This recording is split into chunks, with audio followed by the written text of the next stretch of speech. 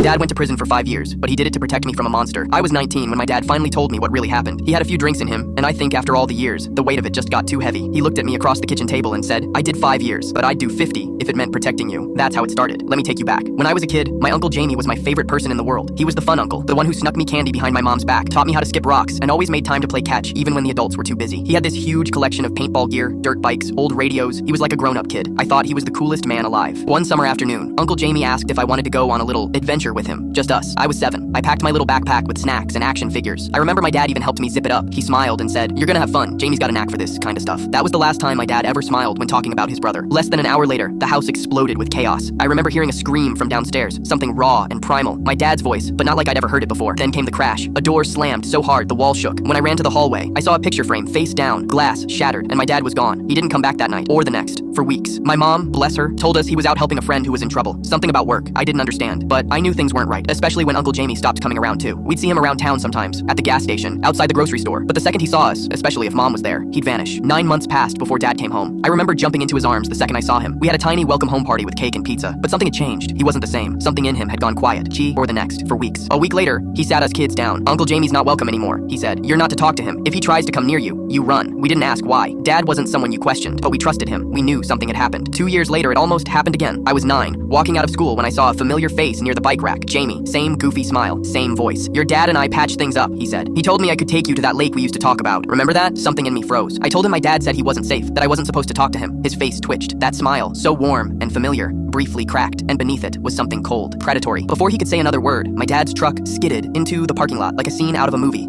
He jumped out, no hesitation, just rage. He launched a punch that cracked Jamie's jaw. Blood, screams, teachers running out. Jamie hit the pavement and scrambled away like a rat. Dad chased him, but let him go. That night, Mom packed our things and told me we were staying at Grandma's for a while. I didn't know it then, but that was the day Dad disappeared again. Another 5 years. We didn't even get to say goodbye. Eventually, Mom told us he was in prison for assault. She said he had been protecting someone. She didn't say who, but I knew. The full story came years later. I was 19. He was back home, sober that night, but exhausted. And finally, he told me the truth. The day Jamie had asked to take me out, his wife, my Aunt Laura, had found a hidden stash of photographs buried in their crawl space. Horrible photos. Photos of children. She panicked. She didn't call the police. She called my dad. She was terrified of Jamie. Said he'd hurt her before. Said he'd threatened her life. So she didn't trust the system. My dad snapped. He drove to Jamie's house and broke down the door. Found him yelling, trying to grab the photos from Laura. Dad beat him senseless. When the cops came, Jamie spun the whole thing. Claimed self-defense. Laura was too afraid to talk. The pictures? Gone. Destroyed. There was no proof. Dad got convicted for assault. Jamie walked. And then, like the coward he was, Jamie came back. Tried to get me at school. That was his mistake. After that day, Dad tracked Jamie down again. This time, he told Laura, "You need to stop covering for him. You have to choose." That's when she finally cracked. She showed Dad another stash of photos, newer ones. He told her to take the kids and leave. Told her to wait an hour. Then he called the cops and waited. When Jamie came home, Dad was waiting for him. This time, it wasn't rage. It was vengeance. Deliberate. Controlled. He didn't